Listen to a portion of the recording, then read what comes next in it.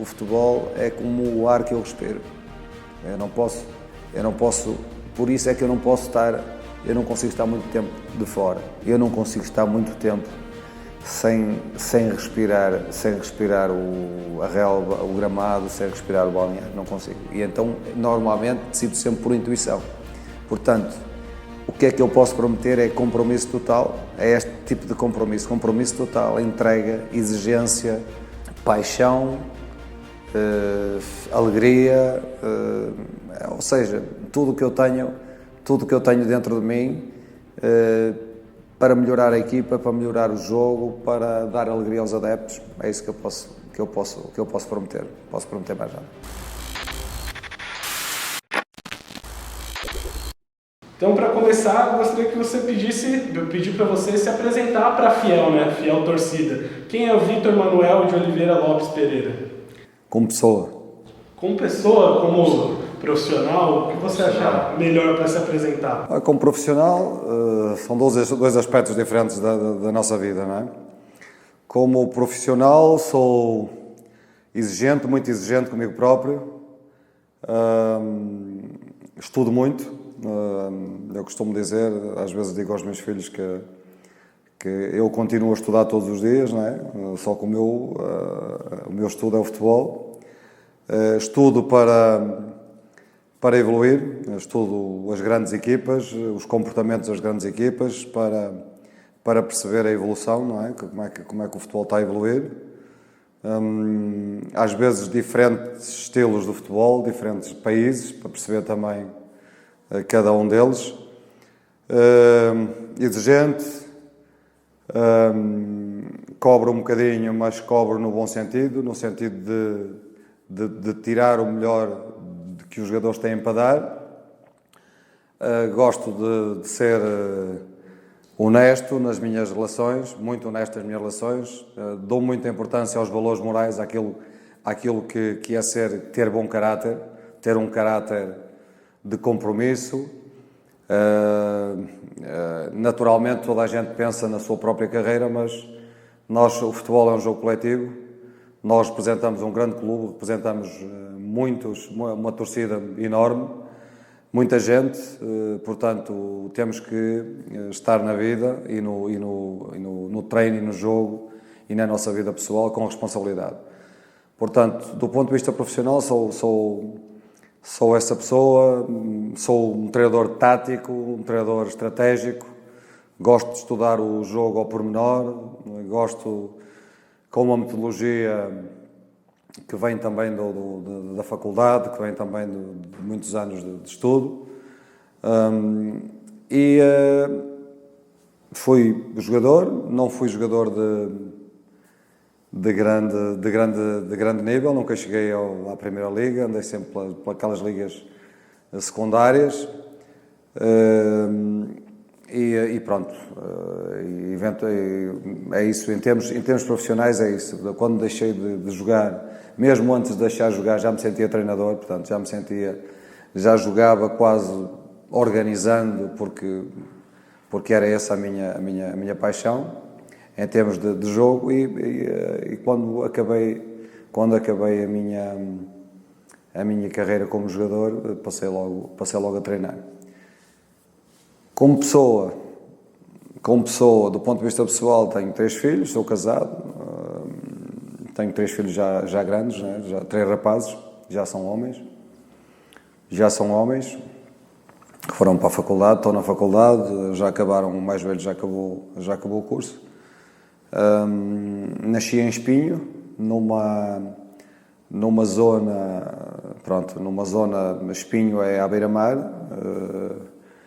Cresci muito num bairro, ou numa zona mais... Foi aí que eu cresci, numa zona... Aí, muitas vezes, muito da minha personalidade vem daí, que cresci numa zona em que a pesca... Os meus pais não são pescadores, nunca foram pescadores. Os meus avós também não, mas a zona onde eu vivia muito, eu gostava muito de estar com os meus avós. Estive sempre com os meus avós até casar, portanto, gostava muito E eles viviam nessa zona de pescadores, essa zona pescatória, e o mar, e fiquei muito marcado a minha infância, foi uma infância muito feliz, mas marcada por a competição e por influência dessa gente, né? Essa gente de trabalho, de caráter, de honestidade, de superação, e foi isso que me marcou um bocadinho a minha personalidade e a força interior que eu sinto até hoje. Você falou um pouquinho da sua infância. Como é que começou essa paixão pelo futebol? Foi desde pequeno também? Como é que desenvolveu isso dentro de você? Essa tal zona essa área que eu falo era mesmo junto o Espinho. Nessa altura o Espinho, o clube estava na primeira liga em Portugal. Quer dizer que de um lado, a casa dos meus pais era de um lado o campo, dividia a casa dos meus pais e a casa dos meus avós. Quer dizer que eu estava na casa dos meus pais e tinha ali tinha o campo, tinha o estádio do Espinho, tinha também todas as modalidades, porque tinha um grande pavilhão, não sei se é pavilhão que chamam, não é? Para jogar. O Espinho é muito conhecido pelo voleibol, tem muita força no voleibol, discute o título nacional em termos de voleibol, quer dizer, o vôlei, o handball, tudo que foi modalidades desportivas, e o futebol. Depois eu cresci mais do lado dos meus avós, e dos lados dos meus avós, que era do outro lado, do lado sul do estádio, passávamos o dia todo a jogar futebol na rua. Portanto, era só íamos almoçar e jantar e dormir, porque o resto do tempo era a competição, competir entre nós, competir entre zonas, e pronto, e habituei-me.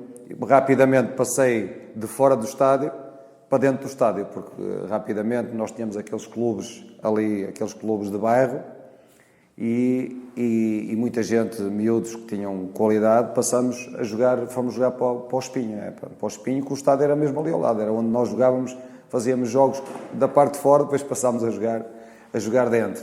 Portanto, eu cresci a minha vida toda vendo o Espinho a jogar. Portanto, o futebol já nasceu comigo, não fui eu que escolhi, o futebol já nasceu comigo, é mesmo assim. Eu tinha alguns ídolos em função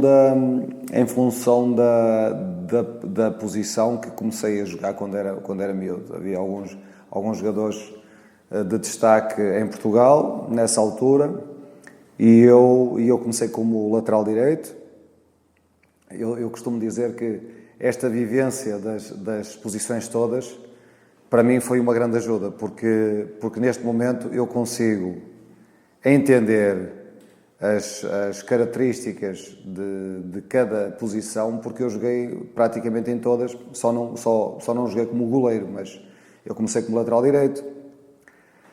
O que é que aconteceu? No Espinho aconteceu uma coisa que me marcou também, que me obrigou a crescer mais depressa, que foi o seguinte: eu passei a jogar na formação do Espinho, só que fui para os infantis, ainda com os meus 10 aninhos, depois joguei 11 anos, 12 anos, e tinha eu os meus 13 anos, e o Espinho passou por grandes dificuldades económicas e fechou com a academia, fechou com a formação, nós dizemos a formação em Portugal, não é? Com as equipas de base, com a base. Acabou com as equipas de base, e eu decidi ir atrás de alguns jogadores que foram jogar para uma terra distante de Espinho, que tinham que se apanhar o trem, tinha que se apanhar o comboio, e tinha que se viajar 1 hora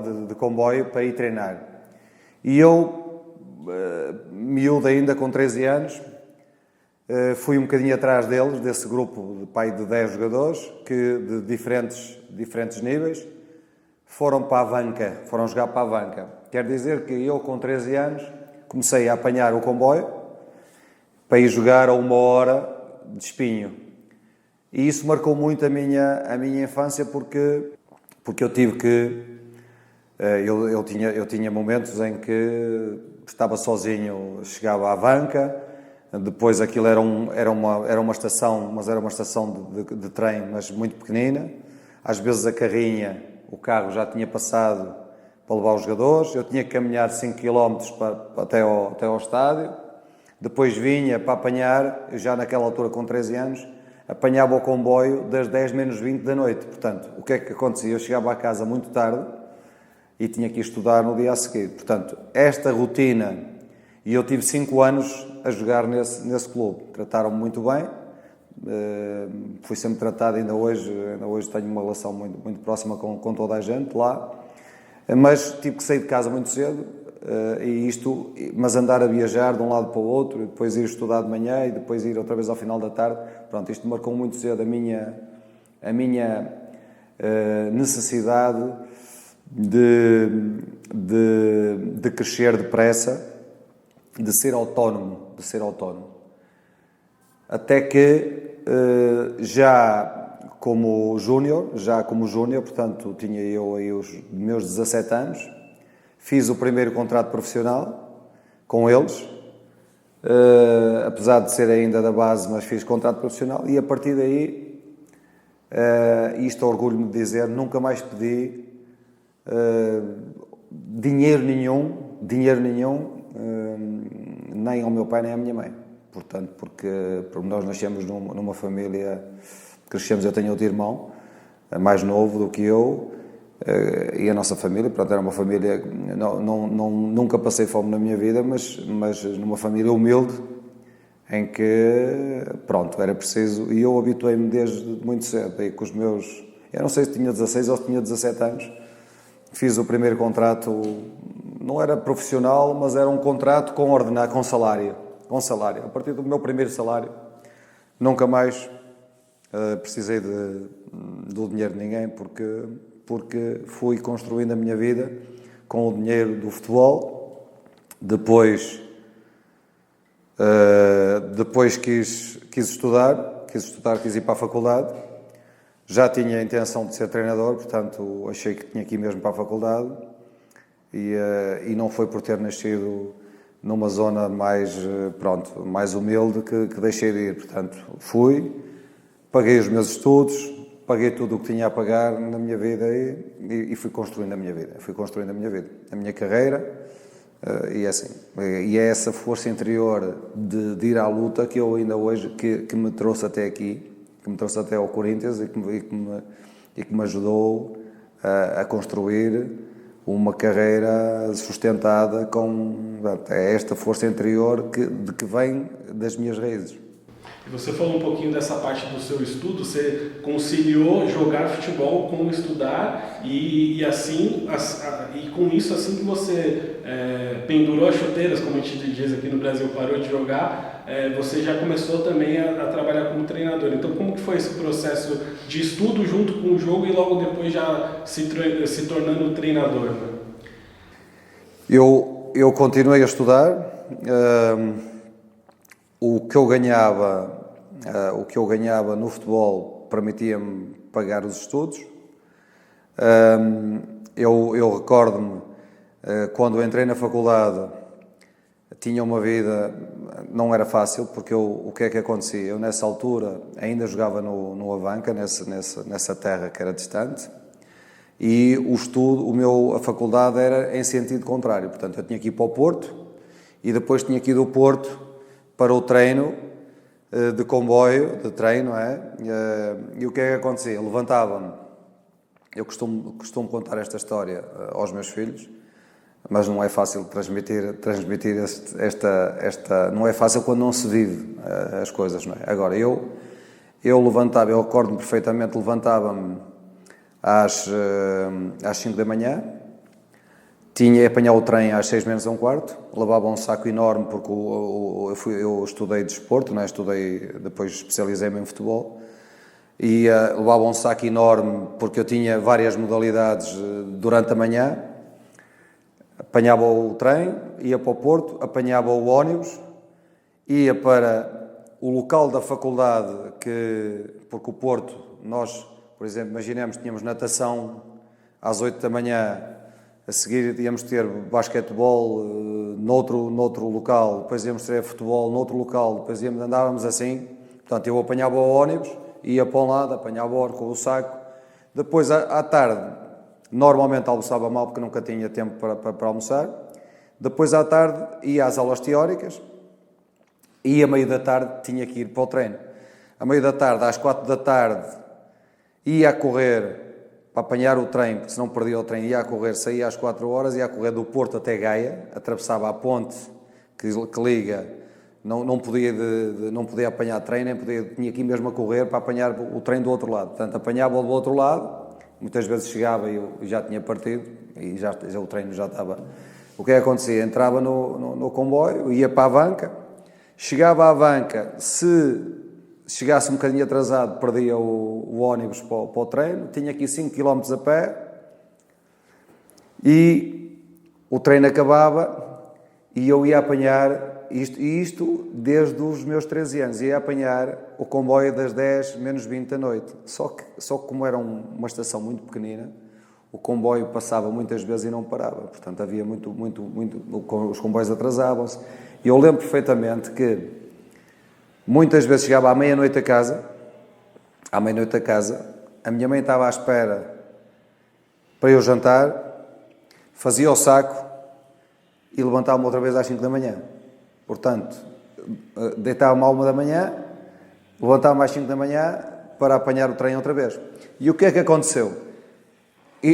Na altura dos exames, acontecia-me isto muitas vezes. É que eu queria estudar e adormecia com a cabeça, adormecia sem tirar a roupa. Portanto, ficava sentado, dormia sentado e depois ia para a faculdade de manhã. Portanto, isto aqui deu-me.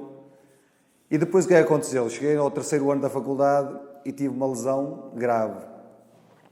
Fui dar aulas. Como não tinha o dinheiro do futebol, tive que parei um ano. Como não tinha o dinheiro do futebol, e no 3º ano inscrevi-me para dar aulas e já era professor. No 3º ano já era professor. Portanto, eu tinha 20, eu entrei com 19, aos 22 anos era professor. Portanto, já estava a dar aulas ia dar aulas, ia para a faculdade, ia dar aulas, ia para a faculdade. No ano a seguir deixei as aulas, voltei a jogar. Portanto, depois acabei a faculdade, fui chamado para a tropa, pensei que já não... porque pensei que já tinha... Porque eu fui adiando, adiei durante 5 anos, que foi os anos da faculdade, mas depois de acabar a faculdade, eles lembraram-se de mim e chamaram-me para ir para a tropa. Portanto, nessa altura fui para a tropa, parei o futebol, vim, continuei a jogar... E continuei a dar aulas, comecei a dar aulas, não é? Comecei a minha profissão de professor e dei aulas durante 15 anos, dava aulas de manhã e ia treinar à tarde, porque a partir daí depois passei a treinador. Depois vem a passagem de jogador para treinador. Como é que foi? Aos meus 29 anos deixei de jogar, porque pronto, já tinha algumas lesões e estava mesmo com aquela vontade de começar. Durante 4 meses comecei comecei a pôr tudo no papel, tudo o que queria trabalhar, como é que queria ver aqui as equipas a jogar, construir o modelo de jogo. E tive 4 meses que não conseguia parar de pensar em futebol dia e noite. Era tanta energia dentro de mim que comecei a criar exercícios. E até hoje não preciso de ver exercício em lado nenhum, nunca fui buscar exercício a lado nenhum que não preciso, porque eu próprio crio os exercícios em função daquilo que quero trabalhar. Portanto, habituei-me de tal forma. E o que é que aconteceu? Depois dava aulas, mas estava sempre a pensar no futebol. Tenho algumas situações engraçadas que os meus amigos... Eu dei aulas durante 15 anos, mas passava o dia todo a construir exercícios, ou a planificar os treinos. Portanto, nessa altura já era treinador e era professor. Treinador-professor. Portanto, já tinha 2 ordenados. Já tinha um salário como professor e um salário como treinador. E comecei a construir a minha vida assim. Casei, entretanto. Tivemos 3 anos. Os nossos filhos foram todos muito seguidos, de 2 em 2 anos, ou 3 em 3 anos, tivemos os 3 rapazes, e até que tive um convite para treinador profissional, e pronto, e a partir daí deixei de professor,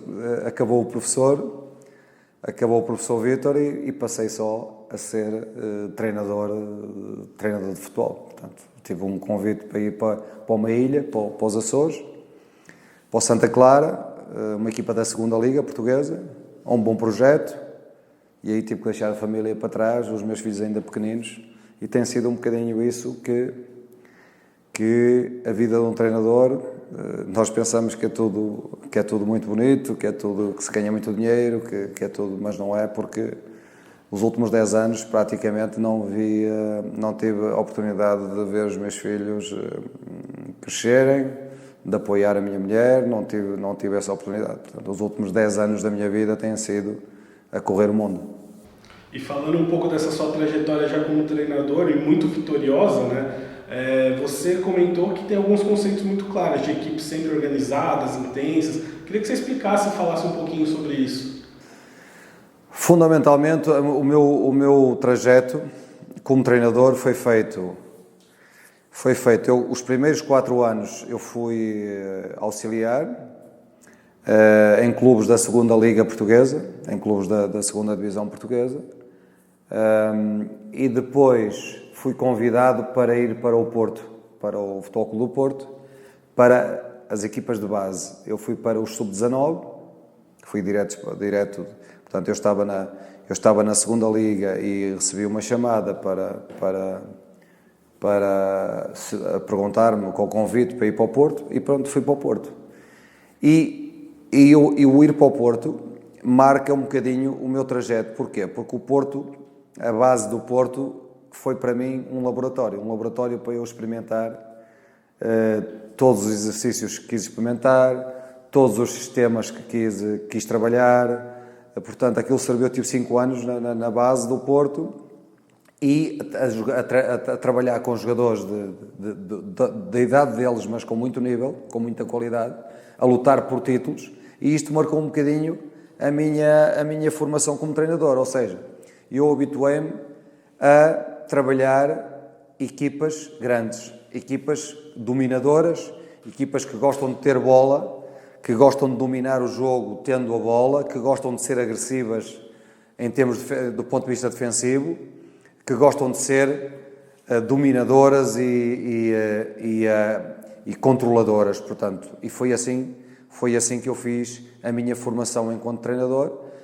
Depois fui para o Santa Clara também num projeto para subir divisão, portanto foi outra vez num projeto de equipa dominadora, organizada, pressionante, e dei sequência. Tive 2 anos no Santa Clara, não subimos, perdemos a subida no último jogo do campeonato, marcou-me um bocadinho, mas faz parte do trajeto. Aprendemos muito, aliás, aprendemos mais nos momentos maus do que nos bons momentos. Isso tem sido claramente as lições que eu tenho aprendido na vida. Mesmo em termos pessoais, não é? Os momentos de sofrimento são aqueles que depois, apesar de nos atirar abaixo, depois nos trazem mais fortes ainda. E no Santa Clara tivemos 2 anos quase a subir, e entretanto, porque o Porto já tinha o Porto não queria que eu saísse. Quando eu saí para o Santa Clara, o Porto tentou de todas as formas fazer um contrato profissional para eu lá ficar, porque gostavam do meu trabalho. E quando saio do Santa Clara como treinador principal, sou convidado para ir para o Porto como assistente. Das decisões mais difíceis da minha vida, porque eu não queria ser assistente de ninguém, já tinha passado essa fase, mas como eu tinha uma dívida de gratidão com o clube, porque foi o clube em que eu me formei durante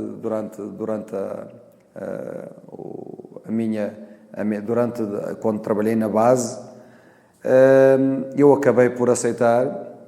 Fui 1 ano para o Porto como assistente.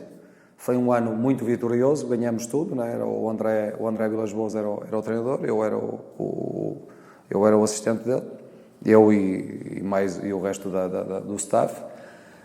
Nesse ano ganhamos 4 títulos, ganhamos a Liga Europa, o campeonato, ganhamos a Copa e ganhamos a Supercopa, mas ganhamos tudo.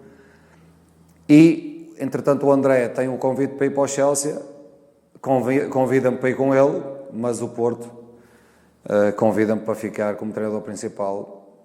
E pronto, assumi o Porto como treinador principal. Continuamos sempre neste registro de dominador, de pressão e de ter bola e de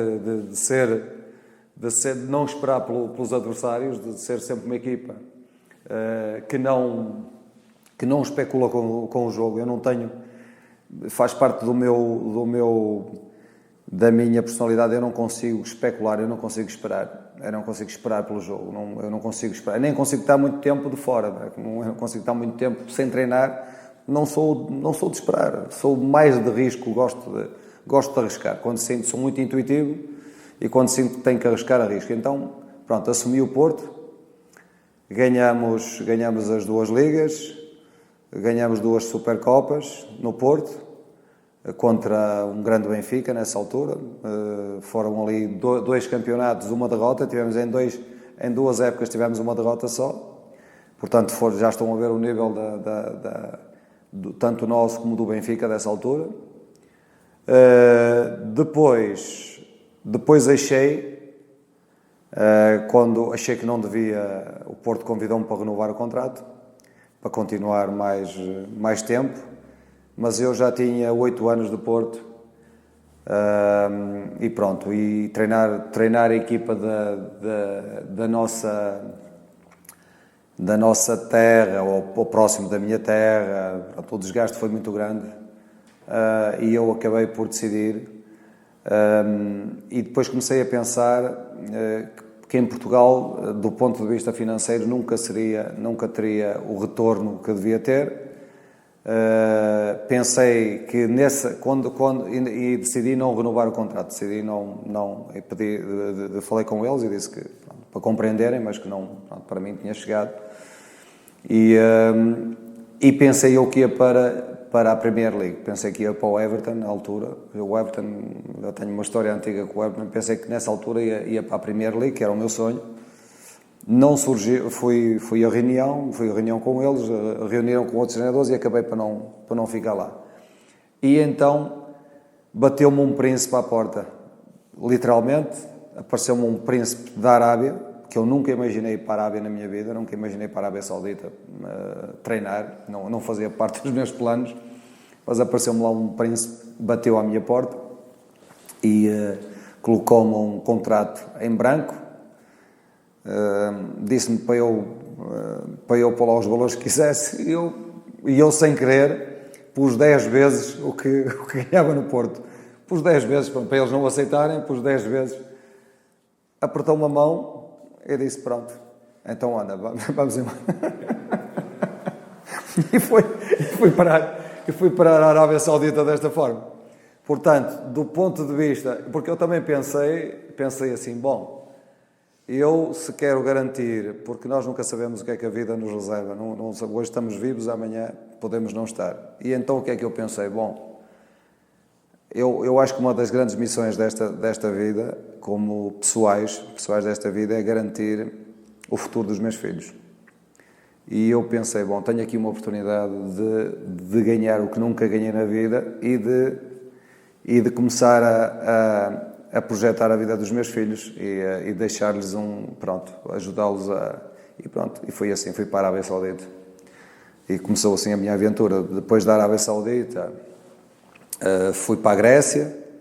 Na Arábia Saudita, pronto, uma cultura diferente. Aí foi o grande choque não só do nível, porque uma coisa é treinar jogadores de altíssimo nível, como eu tive no Porto, não é? Tive jogadores brasileiros de altíssimo nível, inclusive, não é? Jogadores Alexandro, Danilo, Maicon, Fernando Regis, todos jogadores que depois, e muitos outros colombianos, uruguaios, que depois foram, tínhamos de facto Lúcio Gonzalez, que também está aí, tinha Jackson Martin, os jogadores de altíssimo nível, e foi um choque chegar à Arábia Saudita. Da Arábia Saudita, se eu estivesse aqui a falar, era capaz de escrever um livro sobre acho que tinha que escrever um livro, mas passando à frente, depois da Arábia Saudita fui para a Grécia. Grécia, ganhamos a Copa e a Liga, ganhamos a Liga e a Copa. Também uma loucura, porque o Olympiacos aquilo é a loucura total também. Por isso é que eu não sei, eu escolho sempre projetos um bocadinho emocionais. Aqueles projetos onde eu sinto que há loucura, onde eu sinto que há emoção, é isso que eu vou atrás. Às vezes dão-me bem, outras vezes não. Grécia, Turquia, outra loucura, portanto, com torcidas que são... No Porto já era, empatar no Porto já é um problema, no Olympiacos empatar é outro problema, empatar um jogo, quanto mais quando se perde um jogo até ao fim do mundo. A Turquia também é um bocadinho assim. Depois tive ali uma passagem pela Alemanha de 4 meses, lá está, um projeto que eu não avaliei bem e fui para a segunda liga, mas para a segunda liga alemã sem qualidade absolutamente nenhuma, sem poder jogar o jogo que eu estou habituado a jogar, um jogo dominante, tinha que dar, não podia dar certo e não deu. Estive lá 4 meses e pronto, no final do ano vim embora. A seguir surge-me o convite da China. E a China foi de facto o aspecto financeiro. 3 anos de China, é assim, aí garanti mesmo o futuro dos meus filhos, dos meus netos, portanto, isso, do ponto de vista financeiro, dá-nos um conforto, e eu como pai, dá-me um conforto no sentido de... Pronto, pode acontecer o que aconteça. Agora, pagar a fatura, qual é a fatura? A fatura é não acompanhar, não ver crescer os meus filhos, não é? Não dar apoio à minha mulher. Essa é a fatura, não estar com a minha mãe, porque entretanto o meu pai também faleceu muito novo e foi para mim também um momento muito, muito difícil da minha vida. Mas esta luta e não ter medo de assumir riscos e não ter medo... Quando o Corinthians me aborda a primeira vez, já fui abordado por muitos clubes brasileiros, vários clubes, muitos não, mas vários clubes brasileiros, e disse sempre que não queria vir porque queria Inglaterra. Tive sempre muito virado para a Liga Inglesa, porque era para lá que eu queria ir, depois da China, depois de já estar... Pronto, depois ganhamos a Liga na China e a Supercopa também na China. Pronto, tivemos essa felicidade e depois estava orientado para a Liga Inglesa, que era ali que eu queria ir. Estive muito próximo, já 2 ou 3 vezes, não foi possível. Entretanto o Corinthians começa com aquela abordagem. Eu já tinha dito que não a vários clubes no Brasil, mas insistiram, comecei a perceber que esta emoção, que esta loucura que tem a ver comigo aqui no Corinthians era clara, era evidente, portanto tínhamos o mesmo DNA, não é?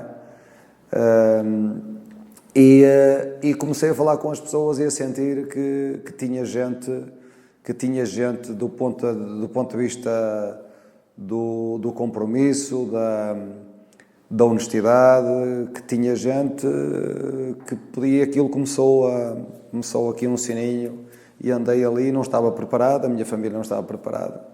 Tenho ali algumas questões em termos familiares que não prometi que não vinha e prometi que não ia para longe e afinal acabei no fim por aceitar o Corinthians e vir para aqui. Portanto, precisei de algum tempo para preparar também as pessoas em minha casa. Não é fácil deixar mais uma vez, não é? Mais uma vez e assim. Você recebeu o carinho do torcedor desde na hora que você embarcou lá em Portugal, na chegada aqui no Brasil, e você já esteve na Neoquímica Arena também no nosso último jogo. Então eu queria saber o quanto que a torcida também ajudou para que você viesse para o Corinthians e como foi esses seus primeiros contatos com eles, né? Esse ajudou muito porque, aliás, provavelmente foi o que me convenceu. Há treinadores que não, que não gostam de risco, de pressão, mas eu conheço-me bem.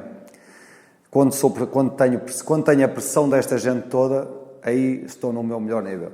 Aí consigo ir ao meu melhor nível. E este lado emocional que eu tenho, normalmente é o que me faz decidir. Eu normalmente decido por intuição. E comecei a sentir que, provavelmente, este clube tinha muito a ver comigo. E foi isso que me fez decidir. Fez-me decidir, ou começar a perceber, mesmo antes de aceitar, ou começar a sentir que o clube me queria mesmo. Essa questão de... Depois mesmo o meu staff técnico, depois também tem a questão, porque eles estavam todos com a cabeça também viradas para a Inglaterra, para um projeto mais europeu, ficar mais próximo numa das ligas europeias. Só que este lado emocional começou a mexer comigo. Não é? Eu comecei a perceber que provavelmente aquele clube é a minha cara, é como eu sou. E andei ali um dia, 2 dias, dizia que não hoje, amanhã já tinha dúvidas, depois nunca desliguei, nunca consegui desligar. E depois fui seguindo aquilo que os torcedores iam dizendo, que os jornalistas iam dizendo, e comecei sem estar cá dentro, comecei a estar dentro, comecei a ter mais dúvidas ainda, para o lado, será que rejeitar um projeto destes, será que...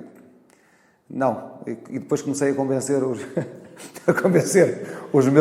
o meu staff, os meus assistentes, comecei a convencer um a um, comecei a dar-lhes a volta,